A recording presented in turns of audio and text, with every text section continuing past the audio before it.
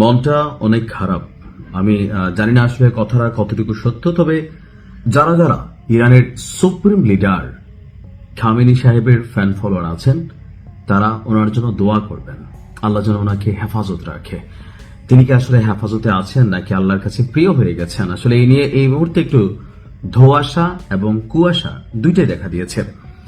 গতকালকে আমি আপনাদেরকে একটা নিউজ দিয়েছিলাম যে তেহরানের খুব কাছাকাছি একটা শহরে আমাদের এই সর্বোচ্চ প্রিয় নেতা যেখানে বসবাস করেন তার যে আবাসিক বাসভবন, পাশাপাশি তার যে কার্যালয়, তো সেখানে ব্যাপক অভিযান চালিয়েছে আপনার ইসরায়েলের যে অভিযান ছিল।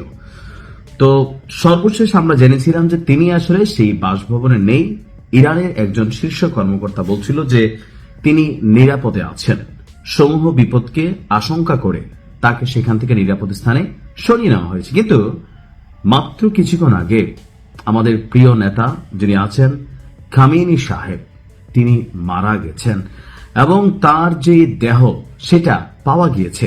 তবে এই তথ্য এখনো শতভাগ নিশ্চিত নয়, কিন্তু ইসরায়েলের একজন ঊর্ধ্বতন কর্মকর্তা যখন এই দাবি করেছেন তখন আন্তর্জাতিক গণমাধ্যমগুলো সবাই বলছে যে সর্বোচ্চ নেতা তিনি কি আসলেই জীবিত আছেন। প্রায় কয়েক ঘন্টা হয়ে গেছে তার বাড়িঘর ধ্বংসস্তূপে পরিণত হয়েছে, কার্যালয় 9টি স্থানে টার্গেট করে অভিযান চালানো হয়েছে।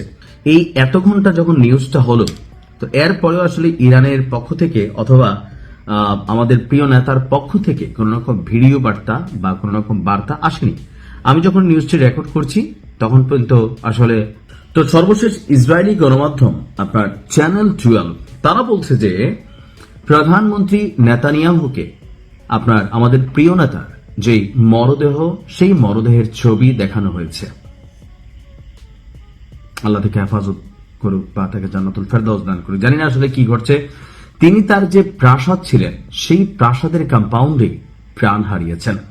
সেখান থেকে তার মরদেহ উদ্ধার করেছে ইরানের উদ্ধারকারীরা। সকালের দিকে তার প্রাসাদ লক্ষ্য করে বড় অভিযান চালায় ইসরায়েল এবং যুক্তরাষ্ট্র। নিউ ইয়র্ক টাইমস পরবর্তীতে স্যাটেলাইটের মাধ্যমে একটি ছবি প্রকাশ করে এতে দেখা গেছে তার প্রাসাদটি পুরোপুরি শেষ হয়ে গেছে, ধ্বংসস্তূপে আপনার কি বলা হয়েছে পরিণত হয়েছে। তবে আমি যখন নিউজটি করছি ইরানের বেশ কয়েকটি অসমর্থিত সূত্র বা সামরিক বাহিনীর পক্ষ থেকে কিছু বার্তা আসছে যে এটা আসলে একটা মনস্তাত্ত্বিক ন্যারেটিভ তৈরির চেষ্টা। আপনি দেখেন গতকালকে রাজা পাহলভি, যিনি এই ইসলামিক প্রজাতন্ত্র শাসন আমলের আগে যার বাবা ক্ষমতায় ছিল, দীর্ঘদিন আমেরিকাতে নির্বাসিত এবং কি গেল কয়েক মাস আগে ইরানের সরকার পতনের জন্য যে বিশাল ঘটনা ঘটল সেখানেও এই পাহলভি নেতৃত্ব দিয়েছিল। তো এখন গতকালকের এই ঘটনার পরে আমি যখন নিউজটি করছি পাহলভি আবার একটা বার্তা দিয়েছে।